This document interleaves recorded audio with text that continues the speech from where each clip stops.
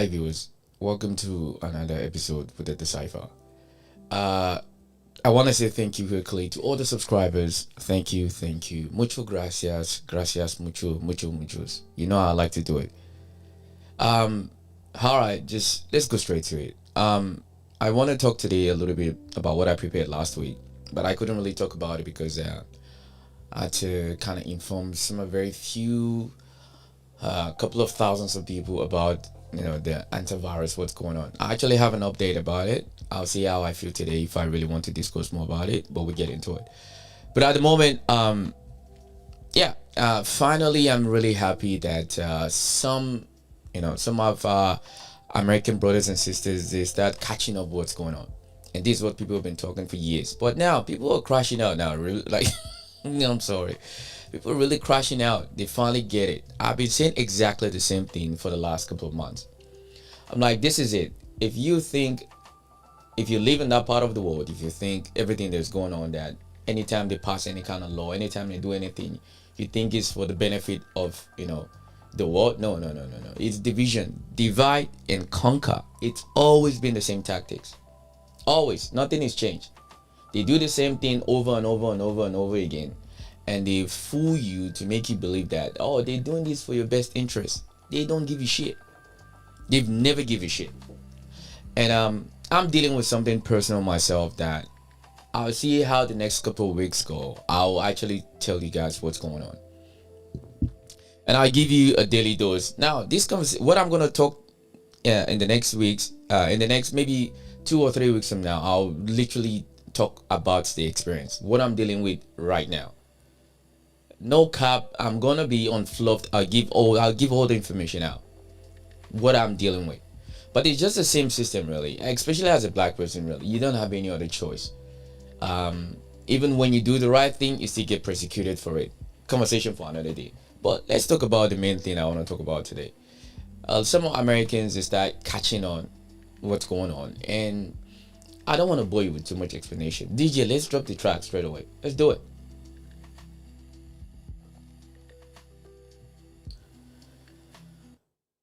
Now, let's listen to what's going on. Let's have it. It's funny is that they didn't just build the cage. They made you buy it. Somebody left me a comment on my last video about Advanced Auto Parts. One of the biggest suppliers is closing 700 stores. And he said, time to learn how Cuba keeps their stuff running. Well, here's the big difference. Cuba was forced into this by an embargo. Our fucking government is doing this to us. Fact. So let me go ahead and show you that pipeline. All right. Step 1, we'll destroy the alternative. So between 1936 and 1950, General Motors and Standard Oil bought up the electric streetcar system in 45 major American cities. They ripped up all the tracks and destroyed public transportation specifically so that you would buy a vehicle. Fact. And don't get me wrong. They were convicted in court. They were charged a whopping $5,000. That's it. Step 2, destroy the older cars. They mandated ethanol in your gas, which literally eats your fuel lines of older engines. Step 3, cut off the auto parts supply. Advanced Auto Parts is closing 700 stores. And the fucking crazier part is their parent company, Fram Filters and Autolite Spark Plugs, just filed for bankruptcy. So you can't even fix your older car if you want to because you can't buy the fucking parts. So what's left? Step 4, force you into a new vehicle. So what's coming down the pipe in 2027? If you guess the AI mandate kill switch, ding ding, motherfuckers, you got it. And you know the crazy part about that, though, is they want to claim safety and all this bullshit where it can, watch your eyes, your movements, but then it can just shut your car off whenever it fucking decides to. Weird. And then they're selling it as it's a safety thing. Safety and progress. Really? Just like the self-driving cars in California right now, because they just passed a law that's effective July fucking 1st that allows the government to geofence your vehicle. Do you understand what that means? So they can digitally trap your car, reroute it, shut the fucker off, and be like, well, it's an emergency. Yeah. The EFF is already warning that these vehicles are mass surveillance machines on wheels. They didn't just build the fucking cage, they destroyed the alternative, watered down your fucking fuel, bankrupt the auto supplier, and then force you to buy the cage itself. Stop calling this bullshit progress. This is fucking control. I want to stay with it for a second. That is exactly what I said. Divide and conquer. You understand? Because I need to divide your need for what you already have. I need to remove it from you. Then I'll give you an alternative. You see, that shit that you had before, that shit is not good for you. But this one, look, this is one of those things that I remember growing up in the street of Lagos in Nigeria. Is that I used to understand, like, back in Nigeria, our system is that if you don't have the money, you don't buy it. It was when I come to this part of the world and I started really understood what the concept of credit is. Go and ask most Africans. They will tell you, they will put a big sign on the store. No credit today, come tomorrow. When you come tomorrow, they'll point the same signs to you. No credit today, come tomorrow. You come to tomorrow, it's the same thing. You understand? It's here is this part of the world that the concept of credit. Credit with an interest. So you keep paying the interest. Let me give another example. I live here in Australia, in Melbourne, the best city in the world. Shout out. You see, let me tell you something. To buy a house here in Australia, this is the math. I calculated the math. If you want to buy a house in Australia, let's say you earn, on the top range, you earn $90,000 or $100,000. All right. Now, your down payment before you can buy the house, if you're just starting fresh, you need a deposit of minimum at least $80,000 to $100,000.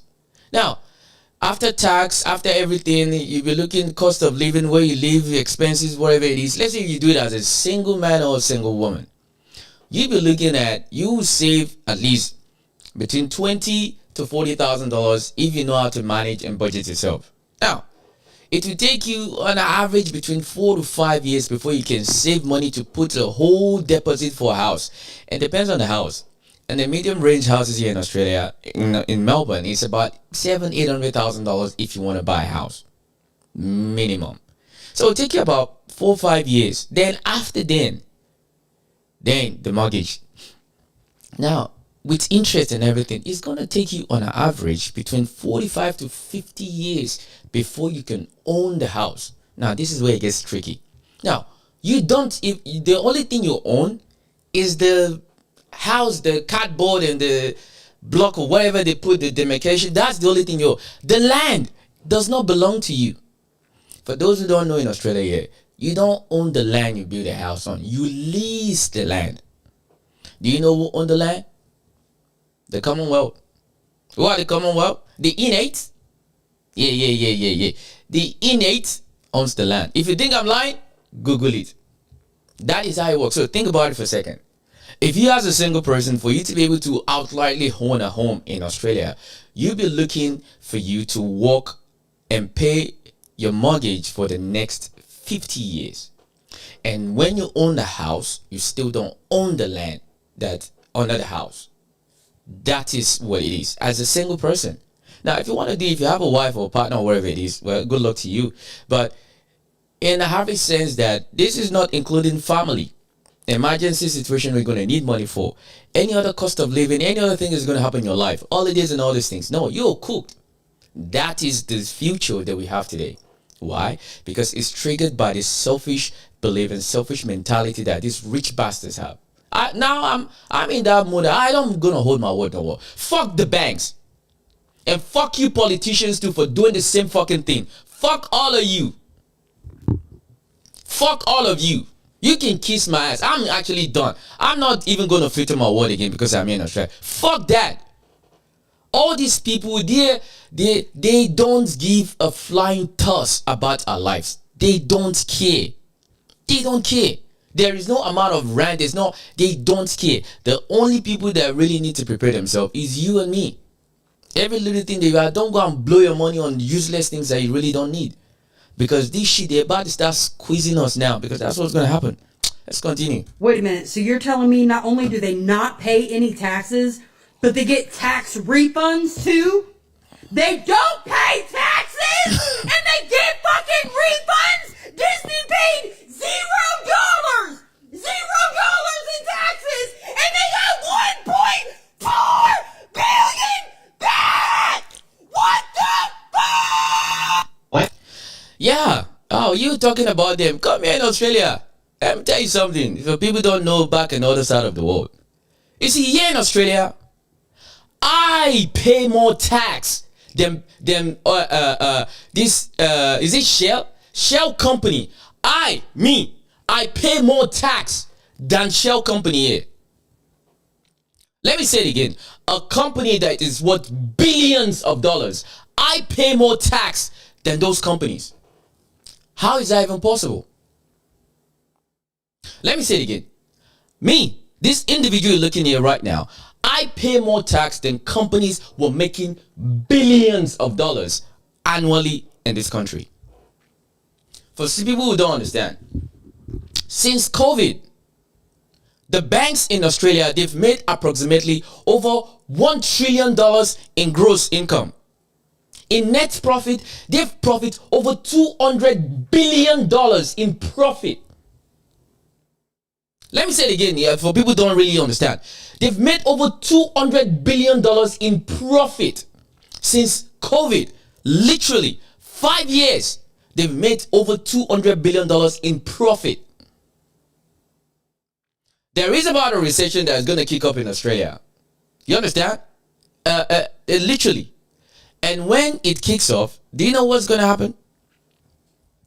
It's been projected that the banks will make on an average additional close to $1,000 per home. So if you have a mortgage, because they've just increased the interest rate, they had said again is that before the end of this year, so which means basically in the next couple of weeks, after June 30th, you should be expecting that they're going to increase the interest rate again.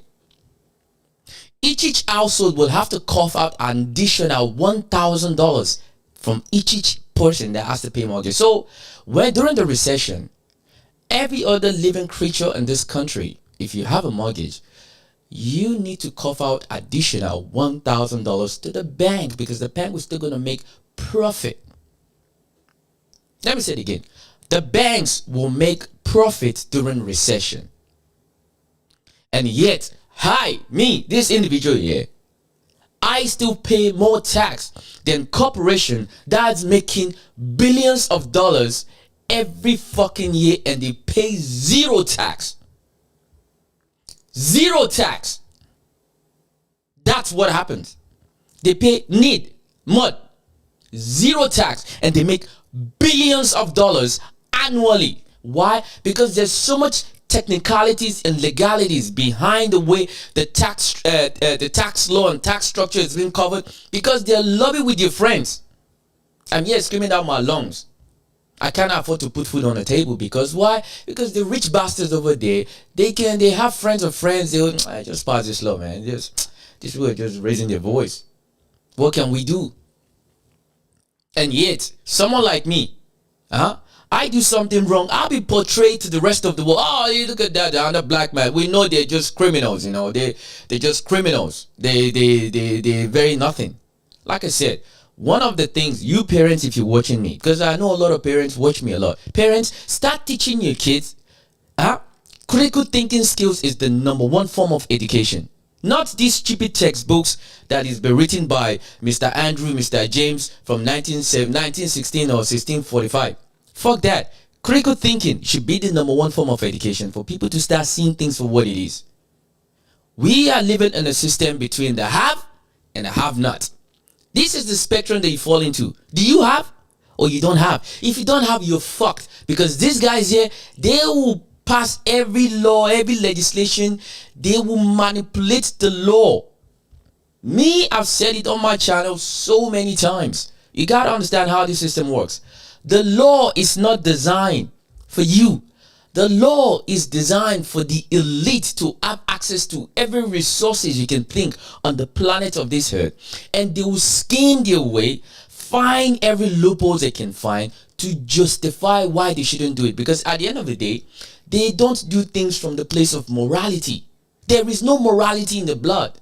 Every rich bastard you see out there driving all this expensive car. I have 25 building there, I have this business. I have a net worth of over fucking $1 trillion. All these bastards, they live in a whole different universe. They don't live in the same universe you and I live in. So I don't care, Mr. Andrew, Mr. Peach. It doesn't matter. You are cooked. Continue. Well. I'd like to show you all a clip from one of my very first viral videos on November 26, 2024, because we have some prior business to handle. So guess what? When gas prices are up at 45% in the next 6 months, I'm going to go around and I'm going to stick those stupid fucking stickers that you guys put on the gas pumps during COVID when Biden was president. Only this time it's going to have Trump's face and it's going to say, I did that. And you guys are going to have to fucking look at it and I'm going to laugh. But why don't we handle some prior business, you inbred sycophantic fucking idiots? You see that, you fucking idiots? You see, that's the thing about being burdened with intelligence. I saw this coming, just like everybody else with an IQ above room fucking temp. The only thing I was wrong about is that it took longer than 6 months, and that's only because I couldn't with 100% accuracy predict the mental fucking breakdown of the president that you fucking idiots voted for in the name of gas prices and cheaper eggs. For the first time, one could accurately say that the president has made gas prices more expensive, and yet every one of you inbred fucking sycophants with family trees the shape of fucking 2x4s is silent as the grave. Get fucked! Oh, And that's the thing. Listen, I want to read one of the comments the audience put on. It says, but facts, but don't focus on it. It's causing mental health worldwide. Really? Okay, you make a very good point. Like I said, when I do my live stream, this is not to create fear. It's to get you prepared. I think one of the most... You see, this is... you sound like a politician right there. That is what a politician will say. Are you a politician? Huh? Pro-Shine, Auto, Daily in UK. Are you a politician? You sound like a politician.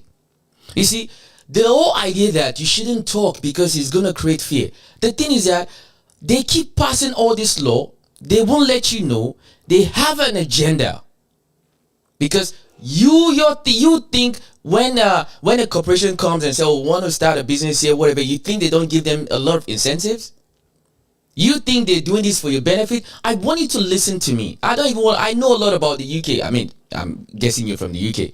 Is that this organization, see, it's for profit. You are the product. You are the customer. You are everything that keeps these businesses going. You don't show up to work 1, 2, 3 times, 4 times, kick him off. Get the next person there. Because the machine needs to keep going. You're the oil, the machine. You are the machine. Then the machine will create a product. Then you will buy the same product too. Then you will pay tax on it. Why they were not going to pay any tax? The whole thing is that this is about mental. This world is fucked. I said this since COVID. People's life is gonna take 15 fucking years to have normalcy. But guess what? Antivirus is there. We're dealing with war in Iran.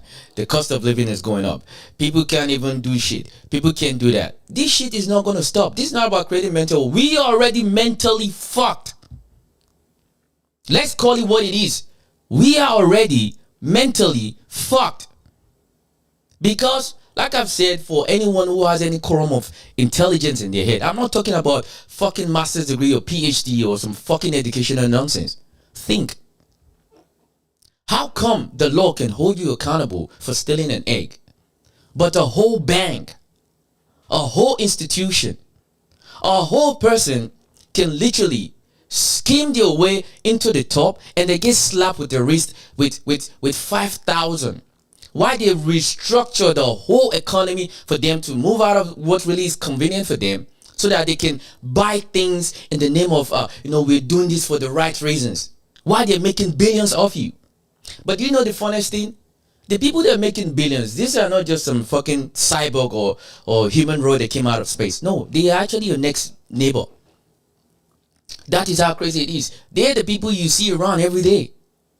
They are the ones that is making money off you. So if you really, really want to talk about, it's me and you that is inconveniencing ourselves. Yes. Because what it really takes in this world, for this world to really change, I've said it many times. Many times. Until this world goes back and change and accept and go back and amend all the old ones, we're gonna keep suffering. Because they've created this notion on the side of the world is that every other part of the world, if you're not westernized, if you don't look white, automatically you're evil. Yeah. And these other people, they stop doing business with you. You know, like I like to say, Africa, I'm African. No, you call us, you say we're from shithole countries. Yeah. That's what your President Trump said. We are from shithole countries. That shithole countries, without that shithole countries, France is a third world country. Let me say it again. France is a third world country without that shithole country. Those countries that is shithole, that is underdeveloped. Right now, France is creating another coup in Africa because they still want to put their hands in that cookie jar. They can't help themselves. France cannot help itself but dip its hand into the cookie jars of Africa. But in our proper, we care about human rights. These people who want to talk to you about, about human rights. Human rights, the same France who colonized the whole section of Africa could not even acknowledge that slavery was crime against humanity. I swear, now devil and I go punish all of now. I swear to God. You understand? This is some fucked up next level stupidity of the highest order. No. We are gonna guess they're gonna squeeze us more. And do you know what is gonna justify it? The law. I've told you guys many times on my live stream, and this is no bullshit. Do you want to know the most dangerous object we've ever created in this world? You want me to tell you? It's not the nuclear weapon. The most dangerous object we created is paper and pen. Where's my pen?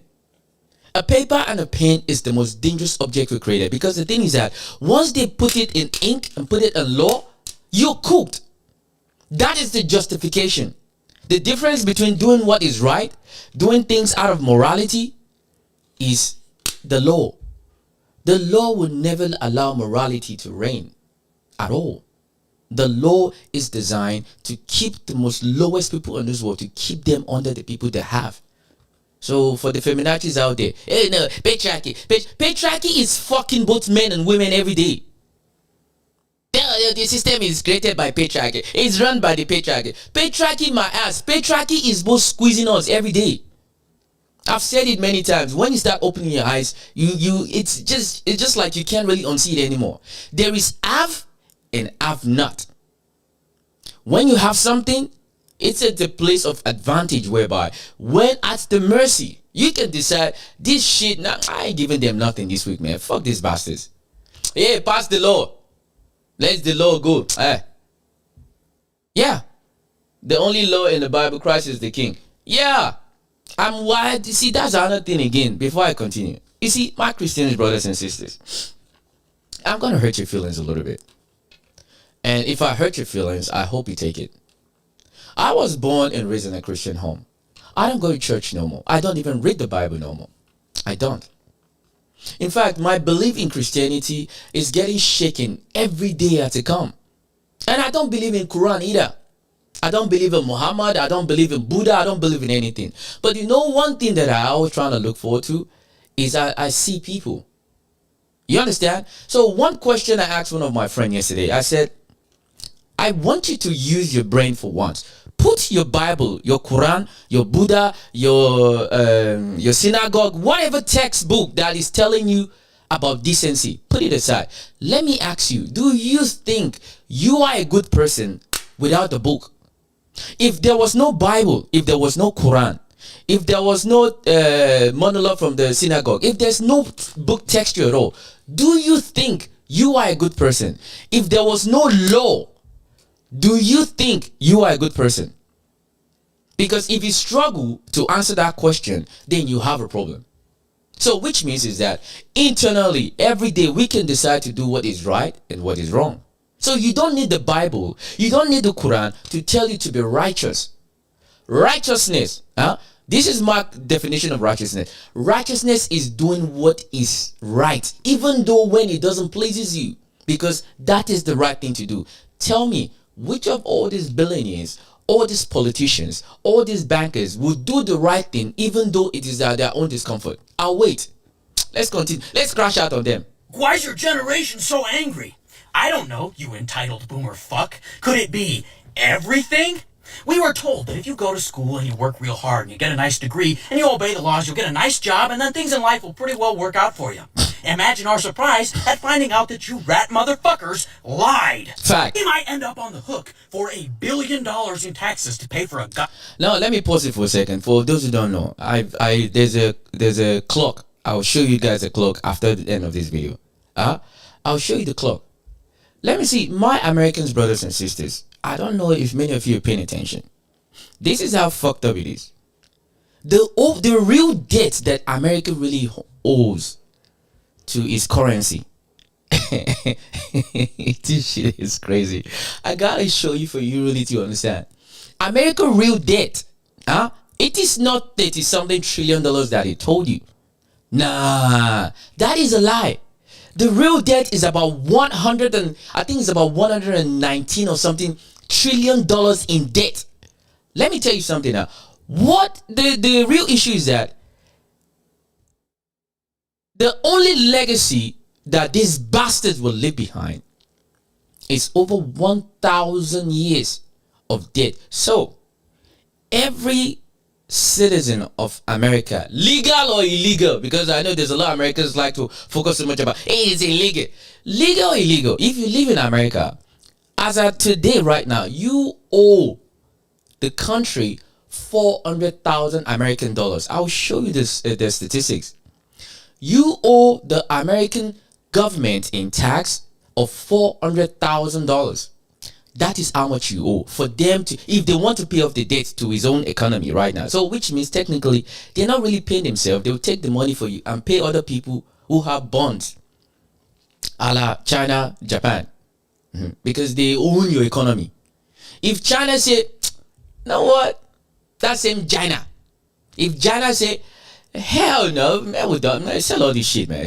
Just give my money. I will reinvest this in Africa, like they're doing already. Okay. Like they're doing already. If China said that, you're cooked. That Trump that is called African, the shit out countries, Africa, banning all the African countries for coming into there. Is telling them they're third world people. Would destroy the Woosa. Oh, I'm so pumped. I'm telling you, man. See, education now, they need to put all these textbooks aside. Literally. I don't care you from University of Massachusetts. I don't give a shit. We, this generation, we are so cooked. You gotta understand something.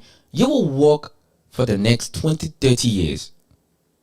And even though at your retirement, they will still take tax out of your retirement fund. In fact, some people will work and 2 or 3 weeks before they retire, they're gonna die. And their entire life, they just worked and there was no day to rest. There was no day to do nothing. They just worked and worked and worked and worked. That's it. When it's time for them to reap the reward of their effort, they die. And you work, you manage to stay alive. When it's time for you to collect your retirement, they're not going to give it to you outright. It's not like you retire today, then they're going to say, okay, your retirement fund is 2 million, 3 million. No, you have to pay it month by month. Why? Because, guess it? It's written in the law. Huh? It's written in the law and you have to go by what says in the law. And if you don't want to follow the things, you are not civilized. And this is why I think Africa really crashed with them a lot. Because what you say and what you do is not the same. It's not. And fuck you, the PhD holders that want to tell us that because we don't have a female education. He didn't speak. I have somebody that I know, man, this person fucking irritates the shit out of me because he just talk a whole lot of rubbish. And you know who you are. You talk a whole lot of rubbish. Let's continue. A damn ballroom, while half of us will never own a home. We watched Jeff Bezos spend $10 million to sponsor the Met Gala, while our friends that work at Amazon because there's no other fucking jobs have to piss in bottles because there's no time for a bathroom break. We watch Elon Musk make $10,000 fucking dollars a second. I did the math, Cletus, while being told that $7.75 an hour in minimum wage is enough, and we just need to stop buying those $10 coffees. $7.75 an hour doesn't even buy the gas to get to work because you boomer pricks elected a president that starts a fucking war, so minimum wage is worth about as much as shitting in our hands and clapping. Those degrees that you pushed us to get aren't deemed professional by this administration, so the only loans you can get to afford to go to fucking school are as predatory as the president that you motherfuckers elected. And then once you got that goddamn degree, the new grad jobs want 3 to 5 years of work experience. And you wonder why we're mad. Go sit on a cactus and choke on a football, you entitled boomer fucks. Not one. And that's the thing.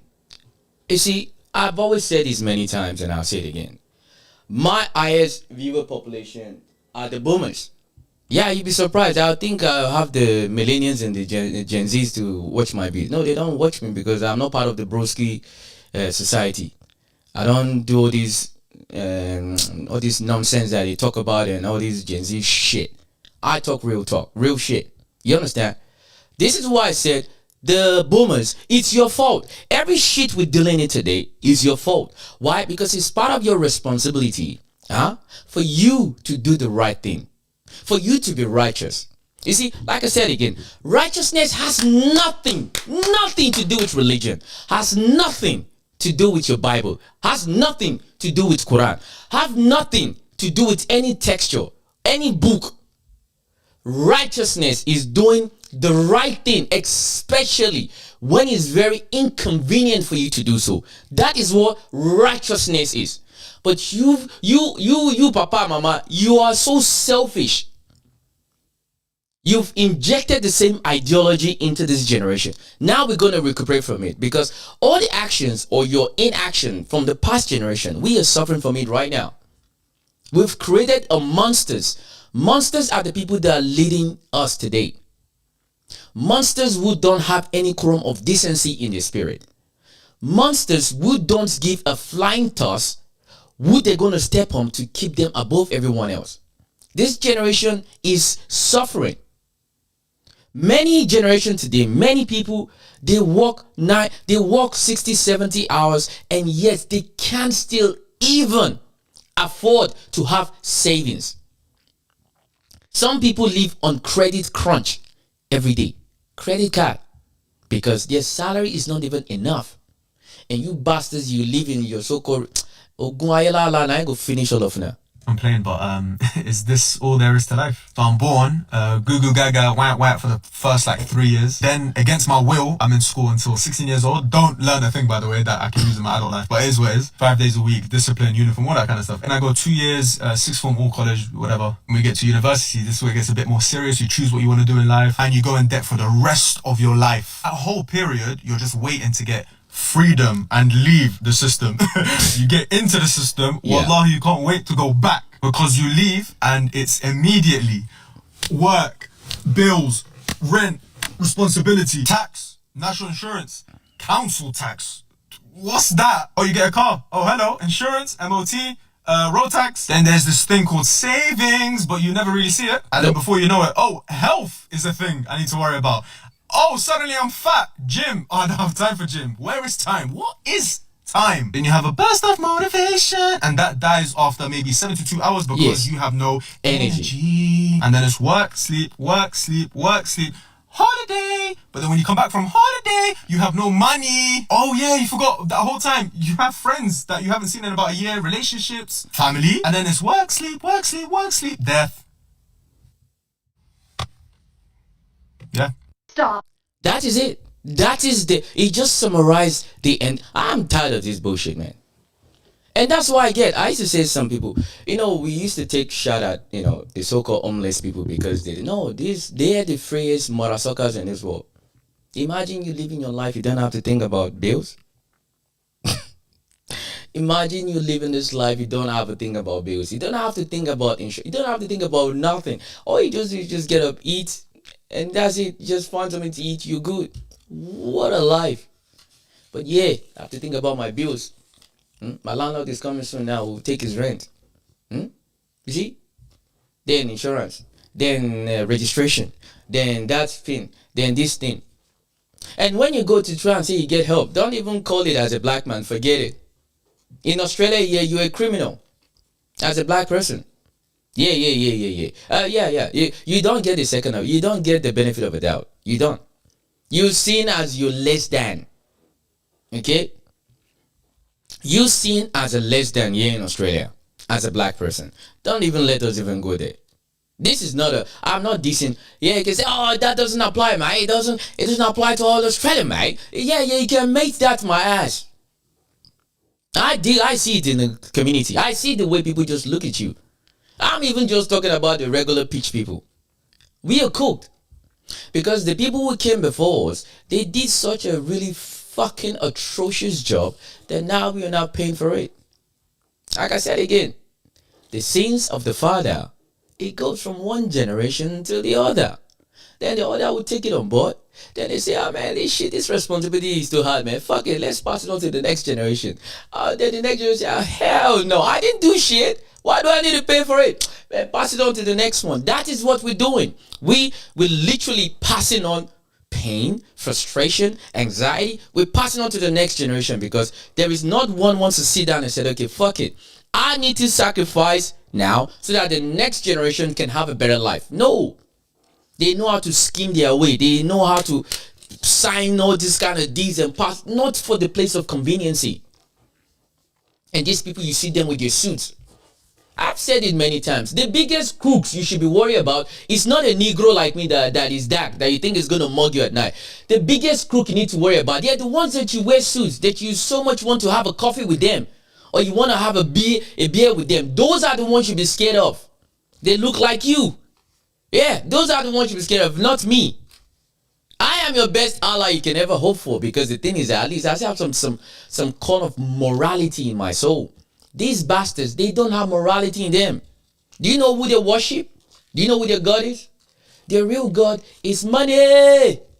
Money. And the only thing they respect is the law. Do you know why they respect the law? It's because, listen, there was a quote that I heard this week. Oh shit, that shit was powerful, man. It's something along the line. I'll find it, I'll show you guys. You see, being poor is the most dangerous thing that could happen to you. Being poor is the most dangerous thing that could happen to you. And this is why you see that they've kind of imprinted that ideology that people don't do things from a place of morality. It's all about acquiring assets. Acquiring assets will give you access. And when it gives you access, it can justify every despicable thing you can do to another person, because you don't really give a shit about the person. As long as you can acquire assets from the person, you will do anything, because that is how slowly we've lost morality in this world. It's all about acquiring assets daily. Acquiring assets creates opportunity for you. Open up the door for you. Because they say, oh, do you know Mr. James? Oh, yeah. Oh, yeah. You know, yeah, oh, yeah, absolutely. Yeah, you can come through my office. But another mandingo goes there and I say, who's that? No, I'm really busy this week. Yeah, tell him to make a booking, maybe in the next 6 months. That is how it works. The more money you have, the more influence you can command, the more doors is going to open. Even where it says the door is shut, they will open the door. And most of the people that are on top of this establishment, this organization, they don't look like me. You best believe it. They look like her. This is no shop. I'm not taking a shot. I'm just stating what it is. But let Granny tell us exactly what she feels. Move on. Stop your whining, complaining, kvetching. Oh my God, gas is $7 a gallon. They're never going to give us daycare. Our health care is null and void, and they're going to be taking away Medicare. Look at our food prices. Stop it! The absolute fucking nerve of you, the unmitigated gall you goyim have to complain. Now you're just realizing, now you're just waking up that you have been enslaved for decades for a blue and white counterfeit country that has placed an orange-stained puppet in office along with almost every other government official bribed and bought by them to control you, to keep you toiling away and die in sickness and have your children sacrificed for a predator in chief on an illegal war that their own soldiers refuse to go in and fight, and you have the fucking balls to sit there and complain, know your place. And if you don't like what I'm saying, speak up, stand up, do something, because the time is now. History is in the making now, and you are in it. Another thing again, I just found out. I put the video at the end of this live stream. It shows you they just passed a law now, I think, to kind of remove some black. I can't really, but basically what they say is that black people cannot have some right again. So they're bringing Jim Crow back all over again. I'm not surprised. Now, listen, I predicted this 80 years ago. I just say it's just a matter of time.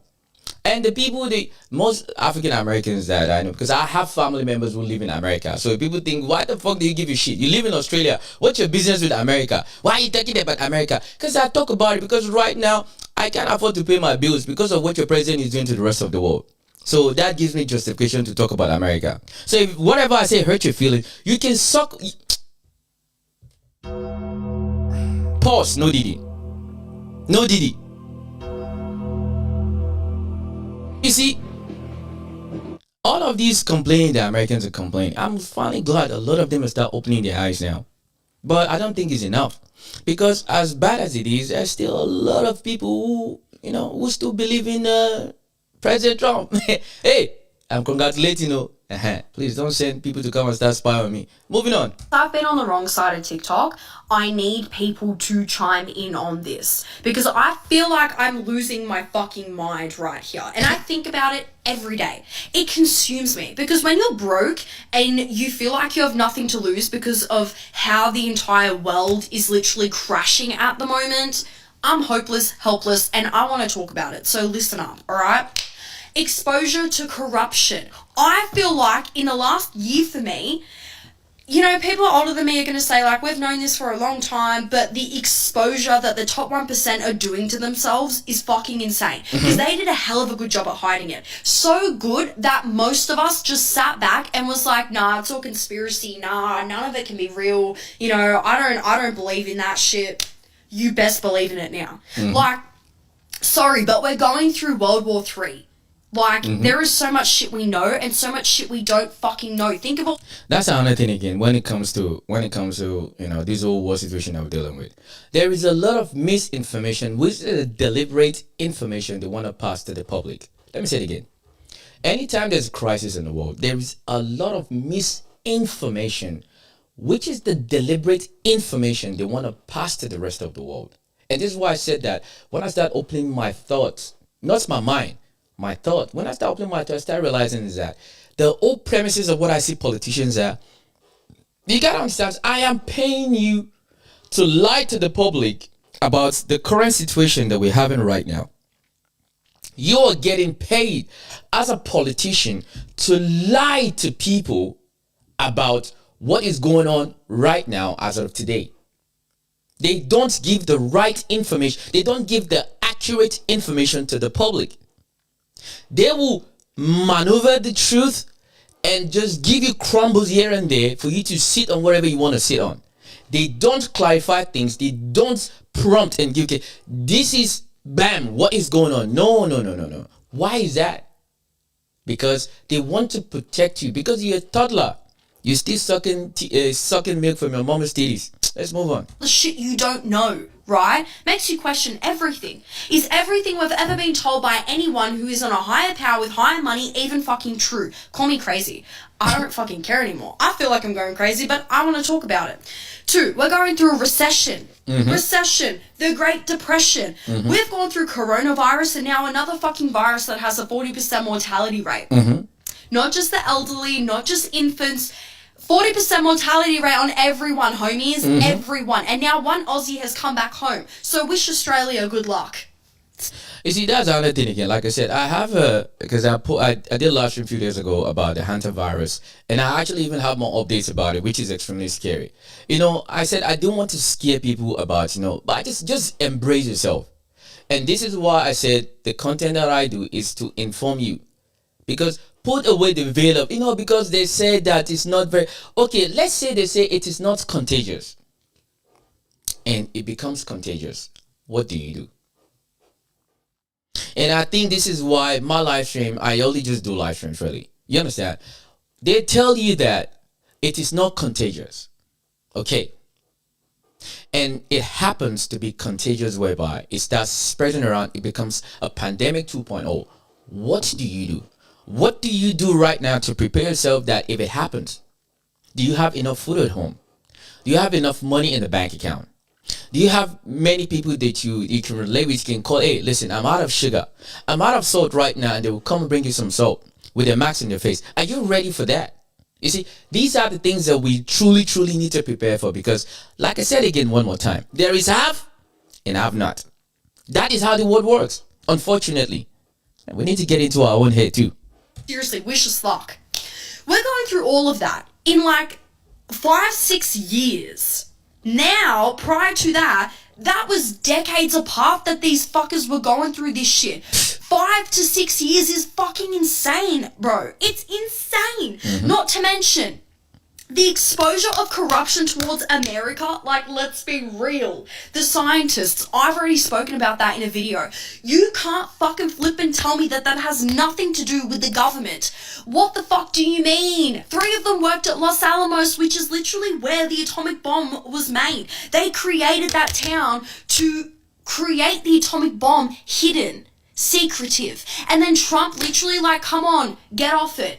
And then like, the Met Gala, like, I can't look at that and think that none of those people aren't corrupt. You're all showing up to a fucking event that screams, let them eat money in a time where everyone in the world is going through shit.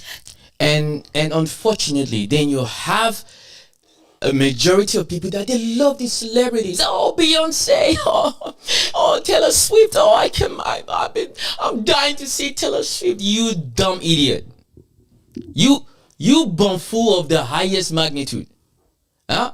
These dumb idiots, it's like they want to suck the dicks of all these celebrities so hard. Listen, I'm cooking a live stream when I'm going to cook those degenerate bastards. There's some people, they live their life through celebrities. Celebrities is their god. Because how can they even believe in the politicians? You understand? So they live their life through the celebrities. You know, the guy, look at that dress. The other day, there was, is it Megan Thee Stallion? She got divorced. Who gives a shit? Does Megan Thee Stallion knows you? She can kiss my ass. Does she pay your bills? Does she put food on your table? Let's move on. There's not one country that is living it up. Dubai literally had their fucking airport blown up, man. Like, Fact. Let's be real. Like, I feel like, yes, like, okay, it makes me question, the fuck did Epstein do to get exposed and put in jail like that? Bitches, I know you're all into some fucking freaky ass shit. That is another thing again. I think one of the closest, with the whole Epstein situation is that it reminds me of the story. Is it Cagulia or Cagula? One Italian emperor like that. That nigga was freaking like a motherfucker. This guy was, OG was a town. Is it Caligula? Huh? It's like something Caligula or something. Man, if you read the story of the guy, that was like Epstein 2.0. Yeah. That guy was living his life all for the sake of, it's not vanity, it's women. It loves the good Lord have mercy. Why can't we promote any decent thing that would encourage a positive outlook in this world? Why don't the social media, why don't this corporation, why don't we encourage positive productivity to create a society whereby we can slowly bring down degeneracy? Why not? Why is it so difficult to acquire? Why?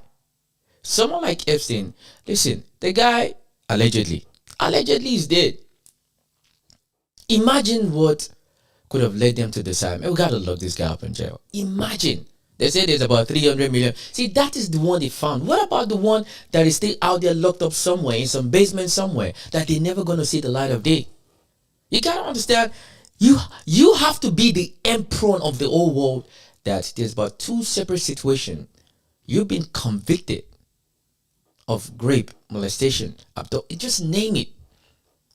And you still your closest friends. They're still roaming around today. Some of them are politicians. Some of them are ministers. Some of them are bank managers, bank CEOs. Some of them are the biggest corporations. They worth billions of dollars. These people are living gods among us. We are just peasants. This is why I said, when this whole Epstein situation started, I said, none of them is going to jail. I'm sorry to bust your bubbles. None of them will see a jail sentence. None. Why? Because the whole law system is fucking bullshit. If you go back in the 1600s, you will truly understand what law is. Why law is designed in the first place. Who designed the concept of the modern law that we all do use today, that governs our life today? You understand? Why? Just think about it for a second. Let me take one of the most awful thing that I think happens within American society, even here too in Australia. You understand? Because we have a lot of epidemic here too in Australia in terms of violence and crime. The one that hits the news is when some African young boys that don't have good support system, that don't have good direction, that will be on national news. You understand? As soon as a black boy commits a crime here in Australia, oh, you're going to see his face on the news. Oh, yo, they'll put his name, his entire family structure, they'll put it on the news. But if it's a peach boy, he was dealing with some mental situation, they will put it on mental. It's how it works. There's always has to be a scapegoat. Always. This is how the system has been designed. The elite, they have a loophole. And that loophole is the one that you think is going to protect you. Negro, you stupid like a mother sucker. If you think the system is designed to protect you, no, the system is designed to keep you where you need to be. The law is not written for the benefit of an average man. The law is written for the benefit of the elite, for them to get away with things, because all you gotta do is that find the best lawyer that can retranslate what the law really meant, and you pay them handsomely and you get away with it. I'm going to show you guys more videos about this, that there's a news.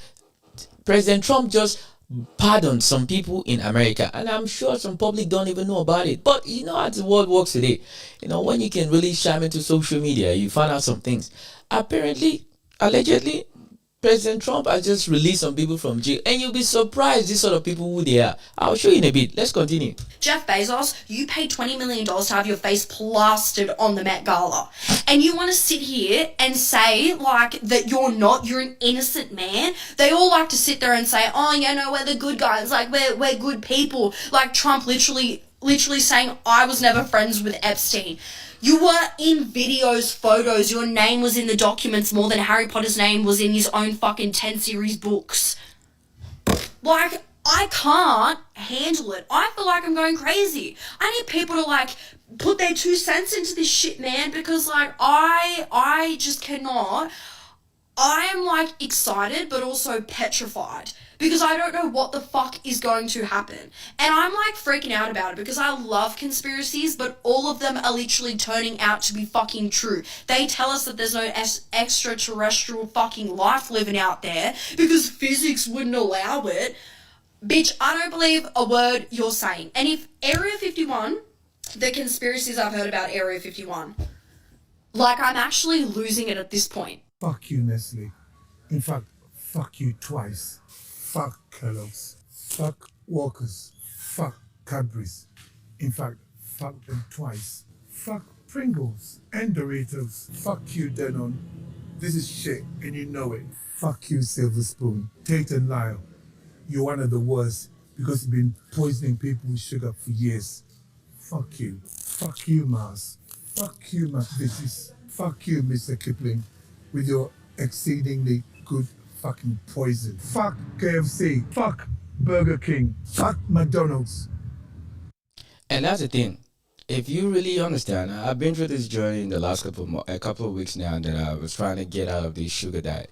Let me give you guys one thing that I found out. I opened up a pack of bacon, you know, because here in Australia, when we have our brekkie, we do eggs and bacon. Eggs and bacon with some toast and whatever. I found out at the pack of the bacon that I bought, ladies and gentlemen, do you know what I found? If you think I'm lying right now, if you're here in Australia, I want you to go to Woolies or Coles, go there and pick up a pack of a bacon in a pack. I wanted to look at the back of it. You understand?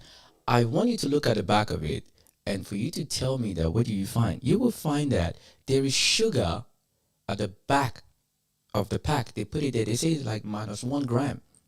That's what you're going to find. You're going to find it's about -1 gram of sugar.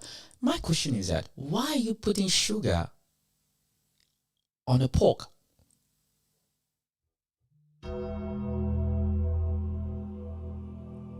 Ladies and gentlemen, I don't think you heard me right. Why are they putting sugar in a pork? Sugar in a pork. You can't make this shit up. I mean, to be completely honest with you, you cannot make this shit. They put sugar. They added sugar on a pork. And when I heard they said it's to preserve something, I'm like, preserve what exactly? What are you preserving? But this is how it is. Everything in that store is laced with some form of sugar. Anything that you digest, go and check it if you think I'm lying. Even though the ones that say 0 sugar, I don't believe it. In fact, there is a theory that I've tested for the last 8 weeks or so, and I can categorically tell you that I see why. I just have this chest burn. I've eaten a lot of things in my life, but lately, ever since I took the COVID shot, my life has not been the same. Ever since I took the COVID shot, my life has not been the same. Literally, because I haven't felt normal since I took that stupid vaccination. And who is to hold accountable? Who? The government? There's a water epidemic. In Australia, then, you don't take the job, you don't get a job. You don't take the job, you don't go back to your work. You don't take the job, because they need to protect the population. But yet, every little thing they will eat. Have you guys seen the video of the CEO of McDonald's? Yeah, it was trending a while. I was just laughing. But these are the food that we feed the kids every day. The KFC, the Burger King. We literally feed them poison. Do you know what they do with the oil that they used to fry all those things? Do you know? Let's move on, man. I'm so fucking tired of white men cosplaying the apocalypse. The only fucking reason why we needed the goddamn Voting Rights Act in the first place is because of white men. I don't care that you don't fucking see the value in it. Neither did your great-grandfather. And that's the fucking reason we have it. It got passed in the fucking 60s. I am tired of it. I'm tired of fucking pretending that the motherfuckers responsible for us needing it aren't alive. They're alive, and you call them grandma. So no, white boy, I don't care what the fuck you think about the goddamn Voting Rights Act. I don't care. I don't care what any white person thinks about it. At fucking all. Because the only reason we need any of this shit is because white people needed to be told in writing not to be awful. That's why. You guys don't like that part, but that's what laws are. They're telling you not to be a piece of shit. It's very weird that we have so many fucking laws surrounding race because white men won't fucking be better. They won't be better. They won't do better. It doesn't fucking matter what year it is. In the year of our Lord 2026, we are still discussing the merits of black people fucking voting because you are not different than your fucking ancestors. I am so... If what?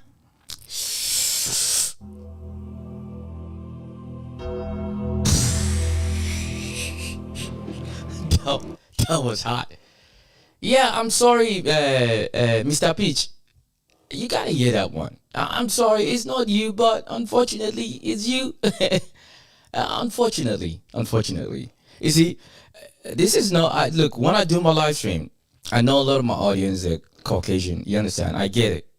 But this is not an attack to you as a person. This is just for you to understand how the society has been structured. how it's been. I'm one of those people that I've said from day I started doing YouTube, I've said it many times. I said the problem we have in this world is that when you don't acknowledge the wrong of the past, there could never be a good future for the next generation. Because the thing is that it's just gonna keep lingering. You're gonna fabricate a whole lie to cover the past lie that you made before. Then that new lie, you will build a whole generation. You will teach them based on that lie. And they will believe it wholeheartedly, even though when you show them facts, proof that this shit is wrong, they still won't take it because that is not what they grew up to learn. That is not what the Oxford textbooks teach them about what the reality is. So a society that originated from misinformation and withholding the real truth behind how war is. Now I'll show you the video, but let this guy give you another one. Folks would have just left everybody alone and went to Antarctica or Iceland or some crap, Greenland or some crap, to start your own America there. Wouldn't nobody care? Don't nobody care if you want to have an all-white America. But leave everybody else alone to have their own too. Hell no, they can't. That's the problem that you seem to completely miss all throughout the current time and in history. Nobody gives a damn if you just leave everybody else alone. Do you understand that you are in the middle, you little pale-skinned vampire, you are in the middle of every global conflict there has ever been. Fact. Every assassination, every coup, you are in the middle of all of the messy shit all the time. Yeah, because in Africa now they've seen that as you well know, I've done a lot of videos just to even highlight the severity of how the world is. The birth rate in Europe and a Western society is plummeting by the day. You understand? Because the people don't want to have kids. Listen, and I do understand it. Who in the right frame of mind want to bring a child into this world today? Not even talking about the whole Epstein situation and all the degeneracy about the people that they are getting paid 34 times than you could ever get paid in your lifetime. These people are the predators, and they are ruling us at the same time. Who wants to bring a child into this world with the way the world is? And I don't blame people who don't want to. But at the same time, you do. If you do, you're doomed.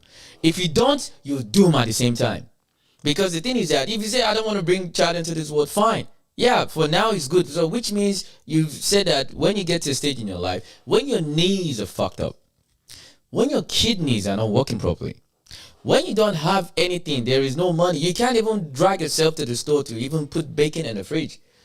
You don't have a son or daughter to call to come be a support system, then it will hit you like a brick.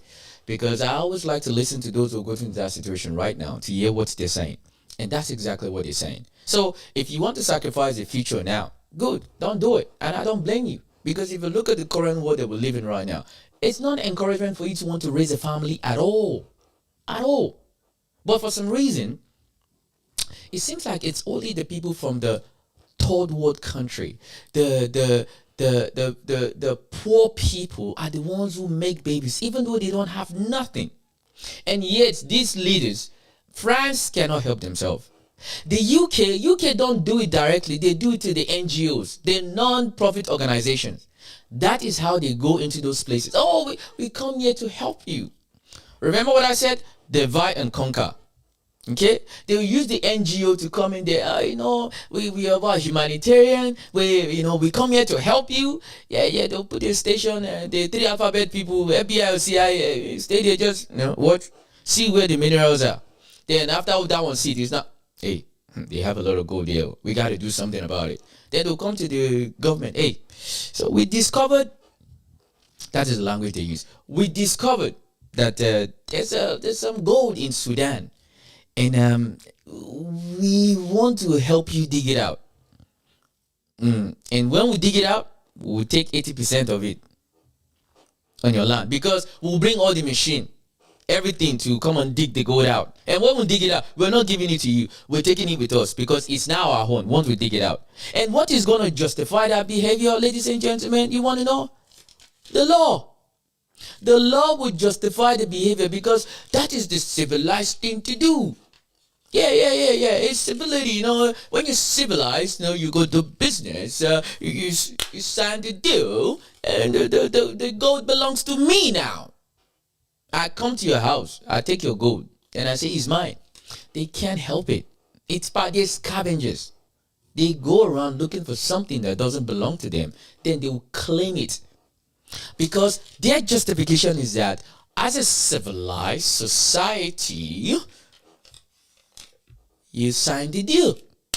Once you sign the deal is enough. You gotta understand. Do you know what is really holding this entire world? It's just a paper. Because you just need to find someone and say, I don't give a fuck about whatever deal. We're done. We're done. Get the fuck out of my country. What can you do? Oh, yeah, I remember. Military intervention. Threaten you with nuclear weapon.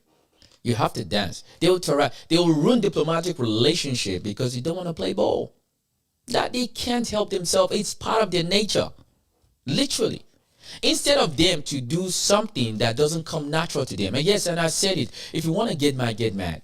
You see, morality is something that it needs to come out of you with soul. When you don't have a soul, you don't have morality.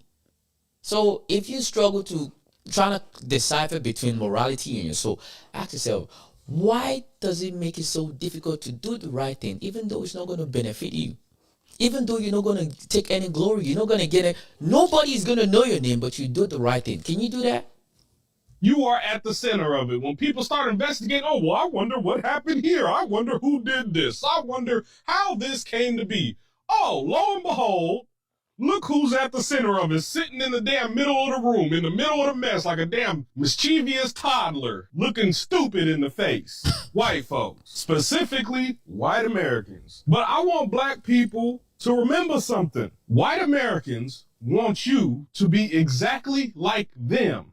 The reason being, how that started, is because they are Europe's rejects. They didn't just leave. They think that they want you to believe that they just left to start America on this noble trip. No, they were kicked out. They are Europe's rejects. Right. They were removed, thrown out, tossed out from Europe. Fact. So they have no place to go but America. So this is why they try to divide you from everybody else in the world. They create negative stereotypes for you.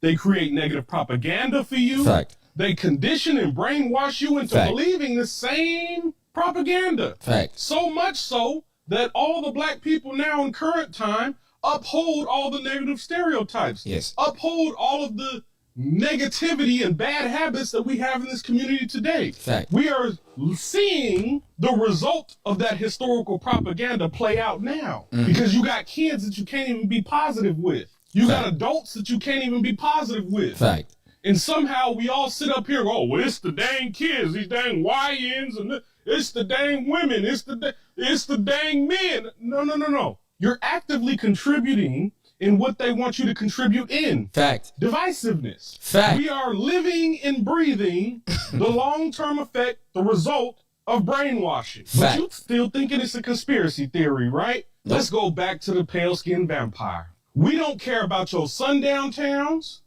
We don't care about none of your little racist habits, none of your little racist thoughts. We don't care if you would just leave everybody alone. But you don't know. You seem to think the poor pale-skinned vampire, the poor whites, you know, because they kind of slow in the brain, right? They kind of slow. The poor whites, for whatever reason, believe still that nothing's happening in America. And they believe this because it's not happening to them. You know, that's funny. Because during slavery, those same whites, oh, well, it's not so bad. We only essayed 1,000 of your women today. That's not that bad. We only executed 1,000,000 children today. We only essayed 1,000 children today. We only chopped off the foots and castrated 20,000 of your men today. It ain't that bad. Mm-hmm. Oh, I don't see what the hubbub is about. It's the same thing, just evolved. Fact. It's the same thing. We're dealing with the same kind of people. Now they just troll you. Now there is a marketplace for black trauma. There's Right. a marketplace for black outrage. There's Fact. a marketplace to keep you triggered. There's profit margin in Yes, it. correct, People can correct. post videos on these apps triggering you and make money. Yes. Let them have their racism. Let them have their sundown town. Let them have a white country build a black one. Let us have our black sundown towns then. Let us have everything they gonna have. We should have the equal to it. Stop complaining. This is my message to black folks now. Mhm. Stop complaining about what they doing. Just match their energy. And that's the thing. One of the things I had to crash out one time with the FBA society, and they going against. I know the Africans there too are not making things much more easier. The FBA in America, we are not Africans. We're African Americans. Yeah. I'm saying you're stupid. You're literally stupid. If that is your mentality, I want you to remove Africa completely. And I want you to look at the map of the world. Tell me who look like you. The FBA people that believe in this FBA shit, remove every African, remove every person that look melanin like you. Remove them out of the space of the world. Tell me who closely looks like you. But then that's where you come from. Because of all the FBA nonsense you hear from Africa. I'm not African. I'm not those nappy Negroes. Yeah, tell me. Conversation for another day. I was saying, I believe that strip clubs are not sexual at all. And for the people that do think it's sexual, I believe those are the rapists, secret rapists. Like, they have rapist mindset. Casinos aren't even gambling. At all. They're just games. Bars aren't about drinking. They're a place to socialize. Yes. Fuck it, diss tracks aren't even serious. They're just music. Mm-hmm. Really, make sense of that. Do you think if everybody was fully clothed, people would still come? If it's not sexual, tell me what it is. The fuck is it, a non-profit? You tell me the guys throwing the money on the strippers, they're donating money. That's basically what you're telling me. Because it can't be sexual. Since we're taking it too serious and all this, why don't we just start bringing kids there on field trips? Fuck it, why not? It's harmless. It's just a strip club. Since you said, as you were saying, I'm led to believe that there was a certain level of bullshit in what you were saying before. You know what I'm saying? So I think you should stop speaking. Why do you think there's an age requirement there? The hub is just full of artists and great artistic content. And another thing again, this is part of the degeneracy that the world has become. Because like I said before, the reason why I allow that video to play thing, how does this have to do with this? Is that we need to start looking at this from this perspective, is that the world we live in today, people will do almost anything for them to survive. And the thing is that we are not living in the world for us to thrive. We're living in the world for us to survive. So in most cases, we would do anything that we can to survive. We shouldn't be surviving. You see, we're not living our best lives because we have to think every day about all the things that we shouldn't think about because we have to survive. We should be living in a world where everyone is looking to thrive, not to survive. That survival instincts is something that's been programmed in our head, that you need to make every choice and every decision from a place of survival. But it should be from the place of thriving. Because when you're thriving, your mentality is different. That is the difference between a billionaire and a thousandaire. And that's the difference between a millionaire and a hundredaire. Because if you have a couple of $100 in your account and you have somebody who's a millionaire, you live in a two different world. That one is thriving, you are surviving. So everybody that is below the minimum wage, you are trying to survive because you are not supposed to thrive. You see, that's the difference. You see, yeah. How the world works, have and have not. So which one do you fall into? Put it in the comment section. I want to read something. We don't care. Do whatever you want. Sit on the street on drugs in front of the kids. Oh, tolerance, and we don't judge you. Yeah, that's the thing. It's not about judging, but at the end of the day, you see, every time they end up becoming drugs addicts and whatever it is, who do you think is going to pay for them to get rehabilitation? You think it's those politicians? Those bankers? Those companies, those organizations? You think when they say that we're donating these $20 million into an organization, you think the money is really going to get to them? Come on, people, let's open our minds. There is nothing charity about a donation going to a charity organization. Let me give it again. There is nothing charity about a donation going to a charity organization that is going to get to the people that they're putting the money for in the first place. Go and Google it. There is no free money. Most of all these charity organizations, these things are loophole for money laundering. Most of the NGOs are loophole for money laundering. That is what it is. It's not old. It's old news. Because that is how it's been structured. And it is backed by, ladies and gentlemen, the law. The law will allow you to fly because it's written in the law.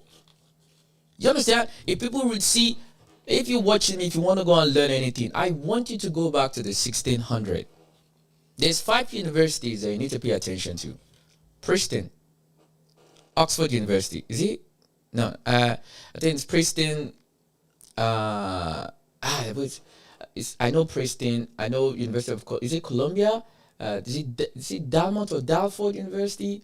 There's about 5 universities. Go and check how those universities was made. What those universities have really put all their education knowledge from, why those institutions really existed. What was their reason? Go and check the first 5 universities that was established in the Western society, especially in America. Go and look at the origin of all those schools and see exactly how much impact they have on the rest of the world. Then it's going to start making sense to you, because that's what really opened my mind. Do you know why that is so very significant? Because 1600 years ago, in the 1600, that's when the old, they're going into the boats, going into the rest of the world. They didn't go there to do any kind of business. It's like, hey, we see that you have salt. We see that you have this. No. They come there to scare you with guns. Hey, give us your salt. If you don't give us, you are not civilized. That's what they did. And they backed it up by, because now we take over your land. Now this is the law. This is your law. They're going to bring their law. And you have to sign the deal. So today now, they don't technically have to come there and threaten with gun directly yet. They will come with a piece of paper. You signed this deal 1600 years ago. And now you have to abide by this deal. Even though the deal is crippling your economy, crippling your society, turning your kids to drug addicts, turning you to a survivalist. We are professional survivalists in the rest of the world. But these elite people, they are professional, they thrive. They go from business to business. They've created all kind of loopholes whereby they will buy one property. Sooner or later, property becomes 15 property. And yet now, you will go from paying tax to them receiving tax. Let me say it again. You go pay tax. Why they have 15 properties, but they're getting money back from the tax office? How is that even possible? The law is backed by the law. That is how the system works. So there is have and have not. Which spectrum do you fall into? Ask your soul. Mr. Chambers, welcome to the committee. Please state your name for the record. Gary Chambers, representing myself here. I am not surprised by the things that we see happening in our country today, because this is as true to America as it has always been. I was born in 1985. I'm 40 years old. A lot of times when we talk about this history, we like to go back to the 1960s, the 1800s. But when I was born in 1985, there were no black members of Congress from Louisiana. I was 6 years old when Bill Jeffers was sworn into office. I was 7 years old when Cleo Fields was sworn into office. I was 9 years old when they took him out of office. I'm 40 today, and you're still taking things from black people. Anybody who has to cheat to win is a sucker. Fact. I'm gonna say it again. Anybody who got to cheat to win is a sucker. Fact. And you continue to do this because you don't have a better vision. Nope. You don't have a better plan. You are your ancestors' children and grandchildren. Thieves, robbers, liars. Consistently. Because you'll go to church on Sunday, tell the Lord you love him. pray, but you ain't praying out of the same Bible I'm praying out of, KB. Nope. Isaiah 1 and 17. Are you directing this to us? I am. Okay. I'm asking that you don't directly. No, I'm asking that we don't be called names. I'm asking. I didn't call you a name. What did I call you? Liars. Do you lie? All men lie. The Bible says that. Senator Carter, briefly. Mr. Chairman, this is public comment. The First Amendment allows freedom of speech and expression 100% without limitation.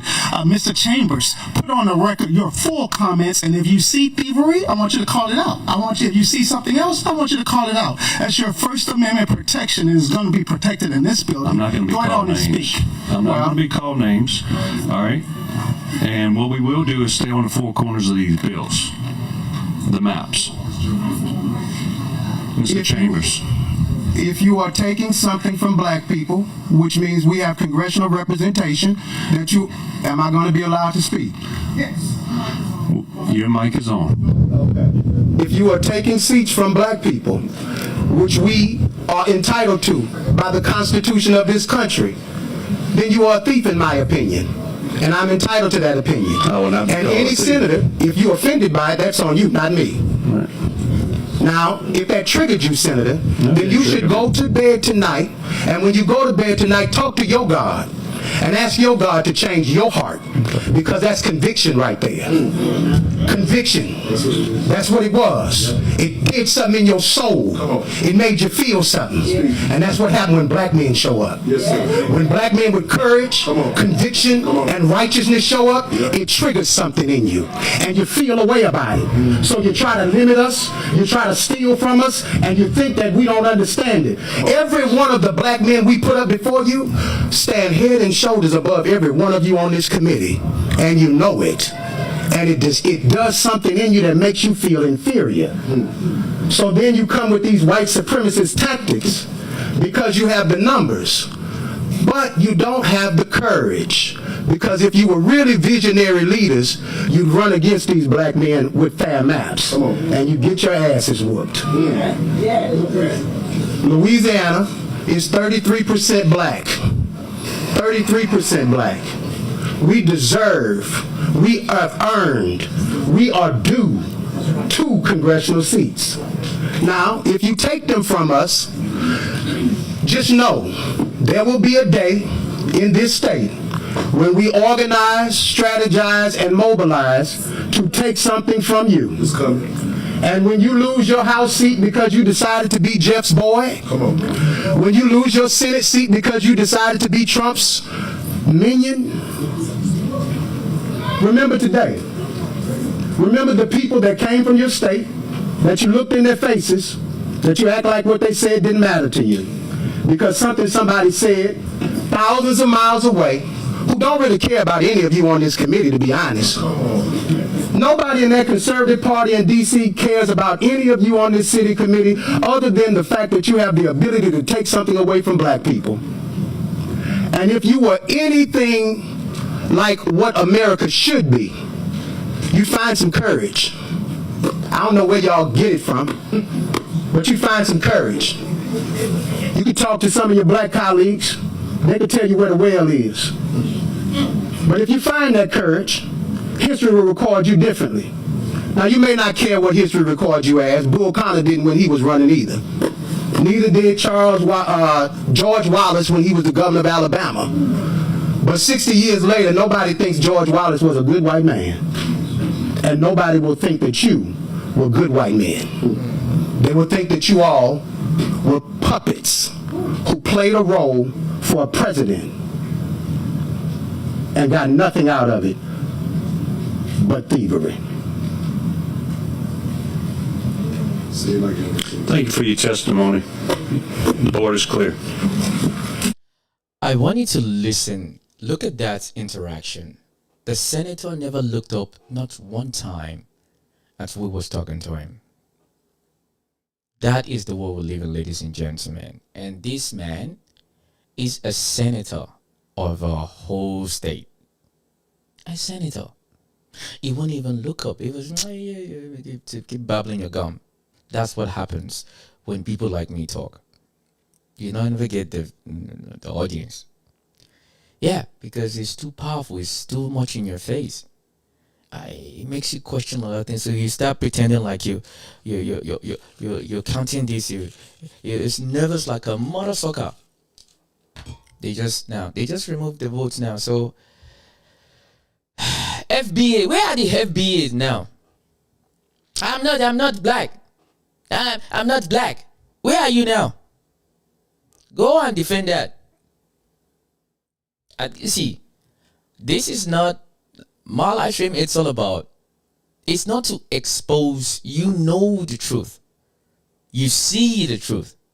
You observe the truth. But for some reason, every day, you still don't believe the truth. Why? That country, I've said it on my live stream, it needs to crash and burn. Literally. That is why they're doing everything they can to uphold the degeneracy. A country that is the poorest country in the world. You hear me right? And I say it and I say it again carefully.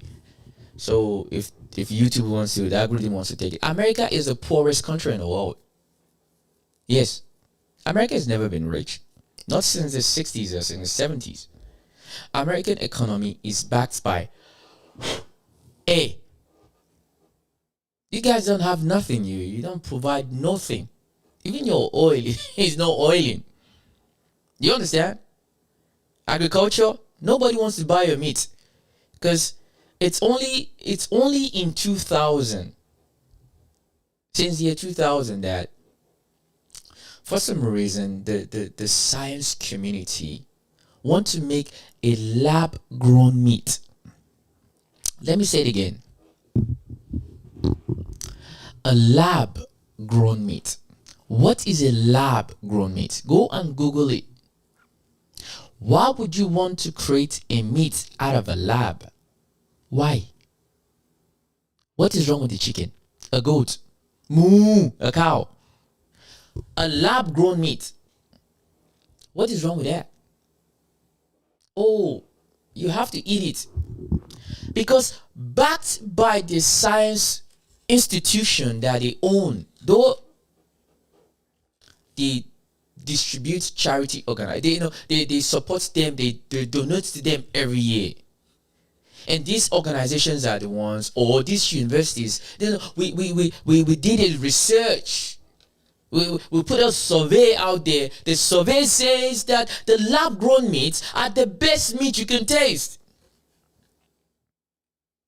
And these senators, they will come and tell you, oh, based on this new discovery, by this new science, technology, because we live in a progressive world, this science is telling us that the lab-grown meat is the best meat you haven't tried yet. And as soon as you start eating that lab-grown meat, you start discovering you're having some other issues in your stomach. Then the same senator will say that, oh, we find those lab-grown meats, but due to our investigation, because the science is not very accurate, now you've acquired a lot of disease in your stomach. Then the same politician will not tell you that, oh, from the research that we did from this institution, they find this cure that is going to help you regulate your stomach that is being destroyed by the lab-grown meat you've eaten.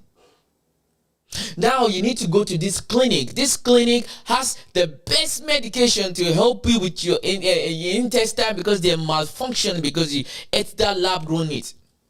You see that? Divide and conquer. It's the same tactics, the same play.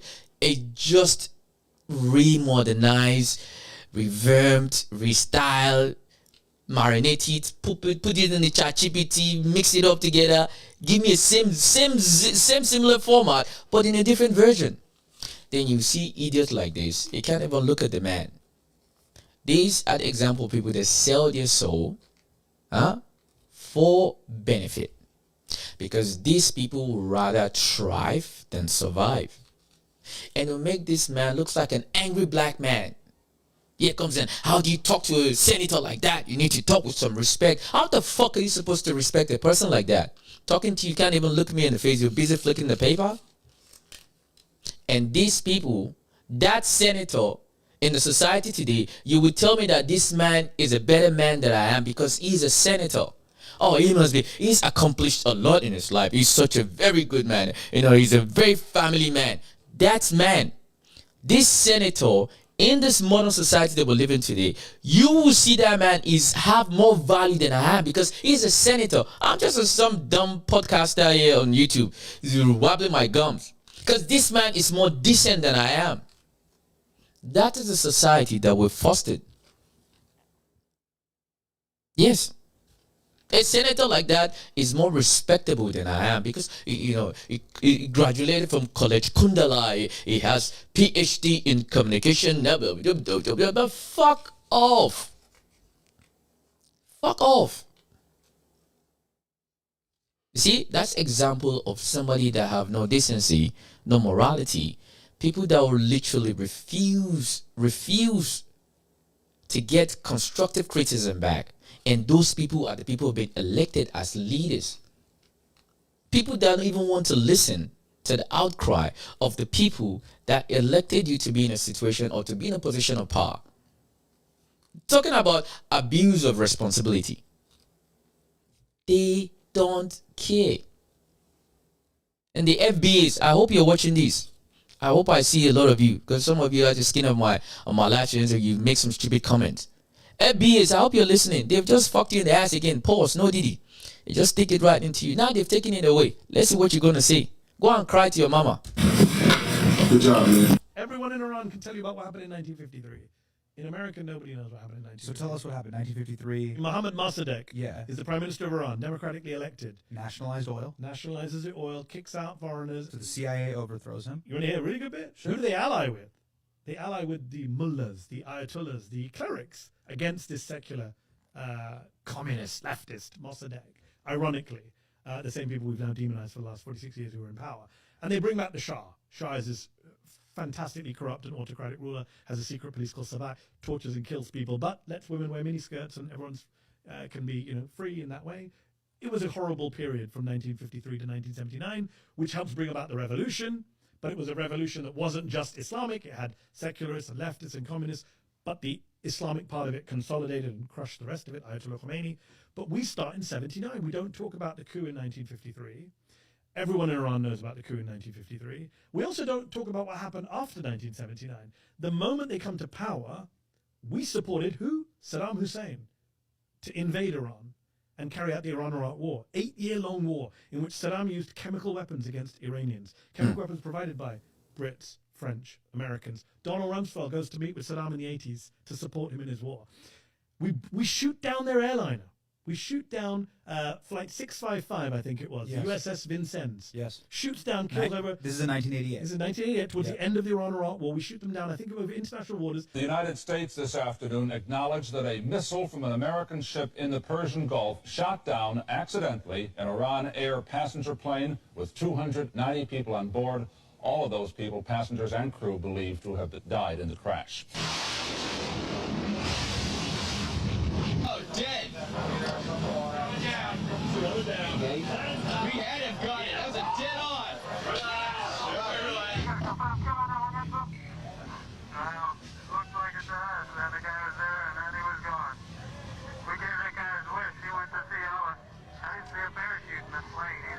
George H.W. Bush, Vice President, says, I will never apologize for the United States. That's Well, what he says. furthermore, the guy who did it got a medal, the Legion of Merit. Yes. How So did he do so that?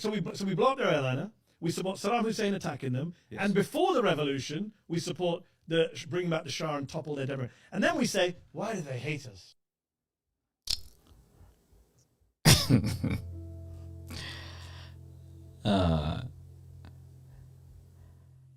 Oh, ladies and gentlemen, this is so beautiful. So, if you're watching this, if you're just watching for the first time, please don't forget to subscribe. All right, I'll put the comment in the comment section. I do read all the comments and I do respond to it. I just want to quickly show you guys. This is part of what I was talking about. U.S. debt clock. Yeah, this would show you guys how much debt America really holds and how much you hold as an American citizen, or if you're legal or illegal. Just to let you know what you're dealing with. Okay? That is how much money that you owe. You owe a lot of money. and you've never borrowed anything in your life. You understand? Because that's how it works. That is how it works. You owe a lot of money, but you've never really borrowed any money, but for some reason you owe. If this thing is gonna work though, like, well, I'm going.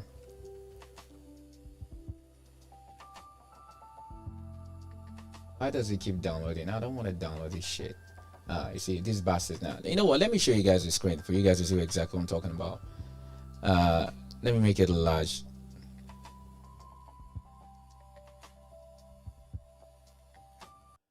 All right, this is the screen. I'll make it slightly much more larger for you guys to see, if you guys can see. See, that is the national debt. You see that?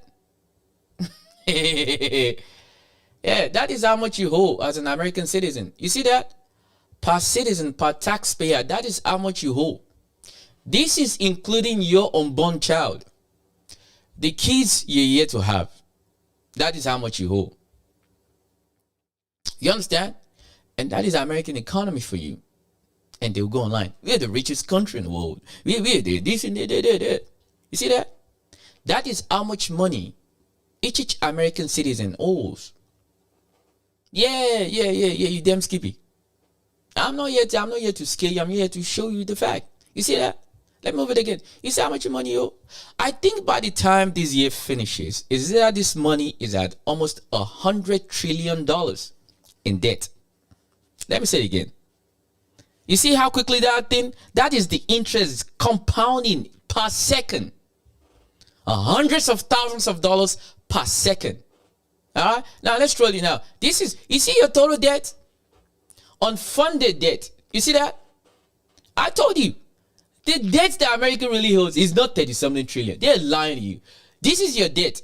$107 trillion. Do you know how many lifetime it will take you to pay off this debt? So your entire life as an American citizen, you're a machine. You're owed to the machine. Yeah. That is how much money America holds. You see how quickly it's jumping? By the time it's the end of this year, that money will reach about $200 trillion in debt. That is, you see that? Unfunded debt with interest. You see that? So they tell you our debt is 33 million. It's a lie. This is your real debt. This is why Americans is squeezed every day in the nuts. Pause, no diddy. You see that? That is the real debt that America has. Not the 39 trillion. It's bullshit. This is your real debt. $107 trillion in debt. And you expect you to be able to put food on the table? You delusional like a motor sucker. Yeah. And yet, they put their hands in every cookie jar you can find. I told you guys this a couple of days ago. You see, this Iran war, soon, they pick up their next victim already. It's either it's Greenland or it's Cuba. That's their next victim. They'll go there again. They will find a reason to go there. They will do the same thing they've always done. Then these are the same people that will come around and tell that, no, we're very civilized.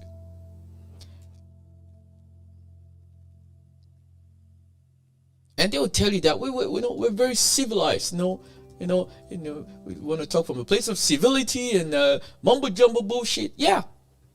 The real American debt is not 30-something trillion like they tell you. That's a lie. A serious bona fide lie. Your real debt is in hundreds of trillions of dollars. Literally. The debt that Americans really owe is in trillions. That is your real debt. Hundreds of trillions of dollars in debt. So the entire generation, we're talking about 4, 5, 6 generation, their entire life is gonna be from a place of survival, not striving. And these are everything people, you know about North. These are the same people that everybody worship every day. I want to be a politician. The politician is doing what is right. No, they're not. They are not. They don't care about you. Your interest does not resonate with them. They don't give you shit. They don't. But what choice do we have?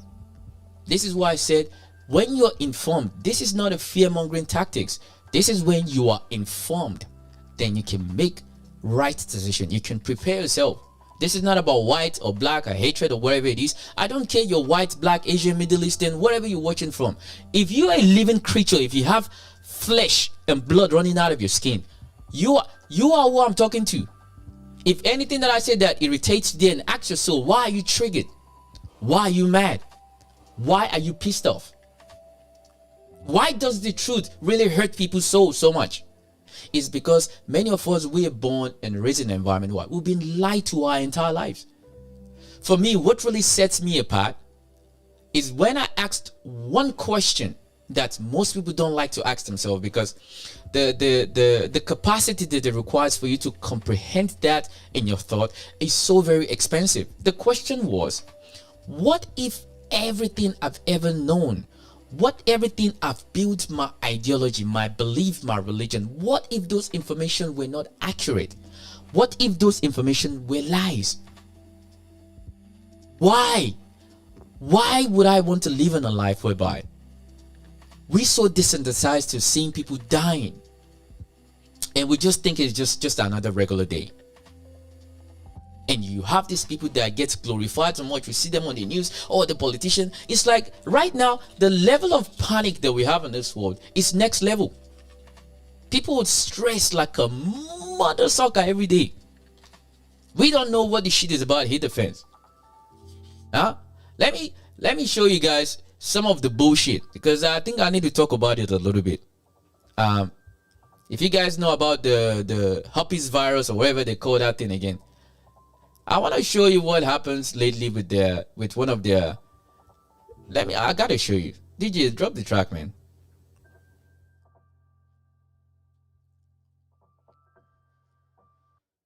So this is they just released them, and this is what they said. And I'm not saying this to scare you. I'm telling you to be prepared. There's two things. There's been a lot of social media conversation about this whole herpes virus. It's fake. It's real. It's fake. It's real. A good leadership would tell people the truth, but they're not. So let's go based on that. We use COVID as an example. What if it's a lie? What do? We move back with our lives. What if it's true? What do? We prepare ourselves for all the kind of COVID 2.0. But let's listen to the excuse that they gave. Listen. This is not COVID, and we have said it many times as WHO. And when we say this, we don't take it lightly. My message to the people of Tenerife is the risk to the population, to the local population is low. One is because of the very nature of the disease itself, but second, the risk is low because the Spanish government has made all the preparations to prevent any problem. The concern is legitimate because we have all experienced because of COVID, especially in 2020. And that trauma is still in our minds. So people will have questions, people will have concerns. And that's what I try to address in my message to the people of Tenerife. We hear you, we understand. So that is a government dignitary trying not to tell you lies. Neither is trying to tell you the truth either. That is how they word it, because if people remember, COVID was exactly the same thing. COVID was exactly the same thing. Let me give you another breaking news that a lot of people really forget. Listen to this one. The other one was bad, which was this one right here, which is the Hanta. But guess what? Right now, there's a cruise ship with over 115 sick in norovirus outbreak on the ship coming to Florida to the Everglades. This ship took off from the Everglades and it's now coming back to the Everglades because 115 people are sick to norovirus. Literally a couple days ago, we had this thing going off where like 23 people, that number grew like to 40 right now, has gotten the hantavirus and was sick on this ship right here. But then people got out, returned home to all corners around the globe, including the United States, to states like California, Arizona, Texas, Georgia, Virginia, South Africa, Switzerland, Netherlands, United Kingdom, France, literally everywhere. That thing is about to spread, and hundreds of people are being monitored right now as we speak. This went from 23 to global, and literally today, cruise ship with over 115 people sick of norovirus. I thought 2016 was good, so 2026 is going to be even better, but looks like, look at this. What is going on? Is that this is the one of those things that for people who don't know, you see, there was something that happened a few years ago that I want to play here in Australia for those who don't know. This was in the national news. I didn't make the story up. And this is why I said I like to go and search out things just to see if there's a similarities, if there's a pattern. But I want to play this video and I want to brace it by telling you this is not to scare you. Listen, this is how it works. Watch. So in 2024, it was reported that 300 vials went missing from an Australian lab. Many of those vials contain viruses with a 100% fatality rate, including the one in the headlines. Now, what's buried in the report is that the vials actually went missing in 2021. It wasn't caught until 2023 with an internal audit. They didn't report it to the public until 2024. And then in 2025, just a few months ago, they concluded their investigation, saying that the vials were likely lost due to bad record keeping. There have been no public health incidents linked to these materials. So we have no evidence so far of any event occurring as a result of the loss or the destruction of these materials. The department is... So in 2020... And yet they didn't say... they say materials. And that is the one of the word mumbo jumbo that they use quite often. Okay? Then I found another video to collaborate with it. Listen. Can we just talk about how in 2023 a lab was broken into in Queensland, Australia, and 300 and something viruses were taken, and one of them was the Hunter virus? Like, just, it's weird. Can we talk about that a little bit more? And that's the thing. They said if it quacks like a duck, if it sounds like a duck, most likely it's a duck. Because the thing is that the people in this thing, they are protesting. Let me give you the details. Chanting, "We don't want the boat," and "show more respect." Tenerife locals protest the imminent arrival of the MV Hondias. These islands don't have the capacity of so many people. I'm against that the cruise ship come to Tenerife. Expected to arrive lunchtime Sunday, local time, Spanish authorities say those on board will not get a chance to mix with the public. We estimate that all passengers will have been evacuated within 24 to 48 hours. Some of the crew will remain on board the ship. To minimise the risk, the ship won't be allowed to dock here at the main port on Tenerife. Instead, it will anchor offshore and smaller boats will ferry passengers back to the island. The beginning of a complex mission to get everyone home. More than 140 passengers and crew from 23 countries will be examined before being taken to the airport. We are looking at every single step to try to assess what level of exposure they may have had in the past. So they're working on that so that we have the most complete picture. 5 cases have now been confirmed, including 3 deaths from the outbreak. 17 Americans on board the cruise will be flown directly to the US National Quarantine Unit in Nebraska. On arrival, we'll receive an epidemiologic assessment, and at that point, the quarantine period will be determined. Authorities also paying close attention to the April 24 KLM flight from Johannesburg to Amsterdam after a cruise passenger with the virus was removed before takeoff and later died. A flight attendant from that flight who was hospitalised testing negative. But now a woman in Alicante, Spain, who wasn't on the ship but was on that KLM flight is showing symptoms consistent with the Hunter virus infection. Her test results expected within days. Marley Hogan is in the Canary Islands. Marley, there are 4 Australians on that cruise ship.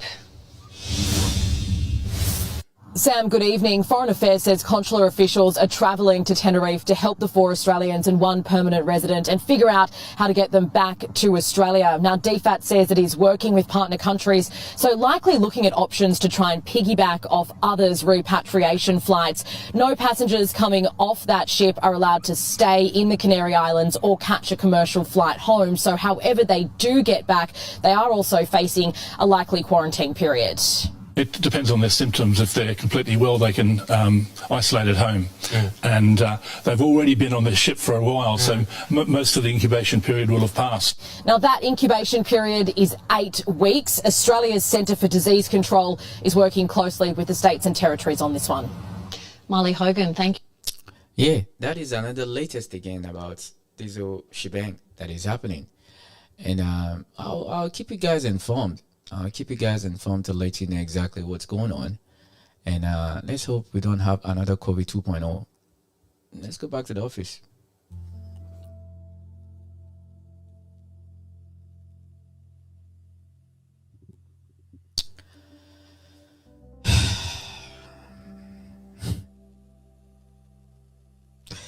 Honestly, I know I come here, I do content, I laugh, but sometimes I just sit back, I just think, it's like, when is this gonna stop? When is this gonna stop? It's like you wake up today, you don't even know what's gonna happen tomorrow.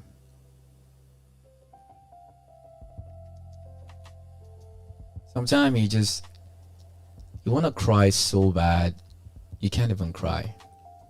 You wanna scream so much, you can't even scream. You want to laugh so much, it's not even funny.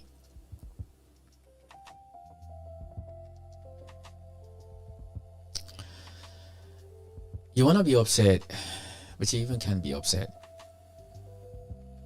We are so numb to the psychological, the physical toll it takes out of you every day. You want to be considerate, but you can't. You want to be mean, but you can't. At least that's if you're decent. If you have any kind of morality in your soul. As soon as this man is in office, there's all kind of calamities going on in the world. There's a pattern. Now, you're going to start saying, how can a virus get missing? Even me, I didn't know this happened here in Australia, and I live here in Australia until when this whole thing happened. Then you start seeing news. This happened way back in 2021. That was about literally 5 years ago. We're just finding out now. So what about other things that has happened years ago that we haven't even found out yet? And these are the leaders. You see, when they talk about, they said materials, they didn't say viruses. Why? Because they need to watch what they say so people don't go in panic. How about tell us the truth that something like that happened 5 years ago? So we embrace ourselves now. So it's like they're going to keep fighting. This is why, if you go and watch the live stream I did about this antivirus, I show you the video from, what was his name again? No? I want to play the start of the video again because it's going to make a lot of sense to you guys what I'm talking about. This man, for some reason, he knows things we're not supposed to know. Watch it again one more time to refresh your memory.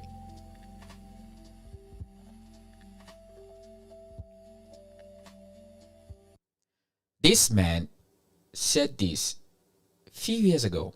Listen. And it won't be the last pandemic. The next one could be far more severe. I mean, this one, it killed millions. It was awful. We got the vaccine. You know, actually, President Trump's leadership was a factor in getting that out quickly. And so when I spoke to him, I said, okay, here's some other medical innovations, including a thing called an HIV cure that could be accelerated. So, we should be more prepared both for a pandemic. I'd say that's still number one. You can worry about nuclear war. You can worry about AI. There's plenty to worry about.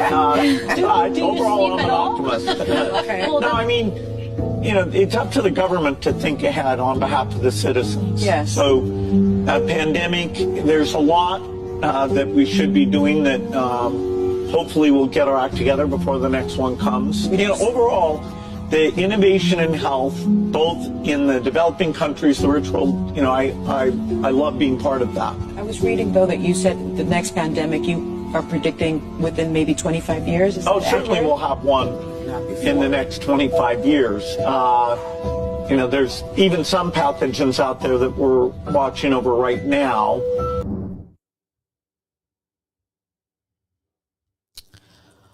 Ladies and gentlemen, that used to be the most richest man in the world. Now we have another Bonfu again, that is the richest man in the world. What did they both have in common? They're soulless creatures. And that was years ago. You can see how excited he's talking about there's going to be another, we know there's going to be another pandemic in the world. Yeah, and it's the responsibilities of the leaders for them to think ahead of the people. That is what we've been told. And these are the people, they are like mini gods because they have something you and I don't have. They have money. I've told people many times, I'm from a place whereby they said money doesn't change you. Money just give you more access to be who you've always been. If you're a degenerate son of a you-know-what, you're always going to be a degenerate son of a you-know-what because now money give you access to do more of that thing. If you're a soulless creature whereby you have no soul in your bone, when you have more money, you become the soulless motherfucker the world has ever created. Money gives you access to things that is always been in your DNA, your nature. You need to fight against your nature for you to be a decent person. Because that is what money does. 8 cases. You understand? That is what money does, ladies and gentlemen. Money just makes you more of who you are. It doesn't change you. It just, just give you more access.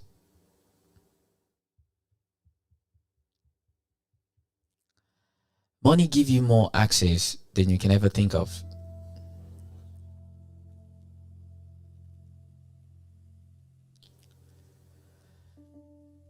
Like I said, that was the Bill Gates conversation that I heard. This scares the shit out of me. There was 2 separate videos that I found, and it was talking exactly along the same situation. Like, people just need to be prepared because there's gonna be another calamity again. Yeah, there we are. I said it literally 5 years ago. And 2021 was exact time here in Australia that the lab. They lost over 300 types of viruses in Australia, and they're all very fatal. And this man projected that there's going to be another virus in the next 25 years. And he was talking with full certainty. Then 5 years later, then we have a virus scare that could be potentially another pandemic to the rest of the world. Then the leadership are telling us that, no, at the moment right now, you shouldn't be concerned. You shouldn't be worried that this is not going to escalate to that. But when the people that have been elected for them to be the leadership to inform people based on what is going to put their life in danger, they said it was a missing material. A missing material was what was told to the public, and it took 4 years for them to do investigation, for them to let the public know. They said if it quacks like a duck and it sounds like a duck, maybe it's a duck, maybe. But that is the world that we live in. And these motherfuckers will tell you that they have your best interest at heart. Okay? For what it's worth, all I can say is that when I do my live stream, it's just for you to be prepared. Because when you're not prepared, you're just like a headless chicken. You'll be running, right? Oh, what do I do? No. Be prepared. Start preparing. Because this is how we need to start living our lives. From my perspective, you don't have to listen to me, but I want you to think about it. In fact, I want to say one more thing. Everything I've said today, I don't want you to believe me at all, but I want you to think. Think. Use the biggest weapon you have in your life, not your fucking textbooks and your PhD on your wall. Think. That's why I always say again, thinking is not fucking illegal to think. But a lot of people, they live this life like it's illegal for you to think. Think for yourself. In 2021, we're during COVID crisis. In that same 2021, over 300 life-threatening viruses got disappeared and got missing. And when they were going to tell the entire world, they waited 4 additional years for them to start doing. It took them 4 years to do investigation, and they found out that they were just missing because it was missing through the papers. 300 viruses that could literally end humanity. And 5 years later, then we'll find out that the situation happened in some ship. Now, there's not just one ship. There's 2 different ships with 2 different kind of viruses. And you have one of the richest men who has his fingers in all the cookie jars around the world. This man is publicly telling us that there's going to be another virus coming in the next 25 years. And he was very certain about it. They said if it quacks like a duck and sounds like a duck, maybe it's a duck. Well, that's all I have for you this morning here in Australia. Please do me a favor, and for those who subscribe, thank you. Mucho gracias, muchos. I'll see you guys again. I'm telling you, I'm not here to give you bad news. I promise you, if there's any good news, I'll come here, I'll scream my voice this loud, because I think as much as there's very hard to know positivity to talk about, I'm looking for positivities every day. So please subscribe. If you disagree with anything that I said today, put it in the comment section. I'll respond to you. Go and check it. I respond to every of my viewers. I do. It's my text. It's not AI. That's another thing. AI is not going to replace me. AI has never replaced me. No, hell no. You're never going to be the Decipher. AI, are you listening to me? You can never be me. You don't know what's coming out of my mouth. It's not edited. It's not scripted. It is raw and unfiltered. Like I always say, thinking is not illegal. Maybe you can pay me to think for you. Do me a favor, please. Get out of here. Get out of here, man. Shit, I'm saying. Get in Igbo.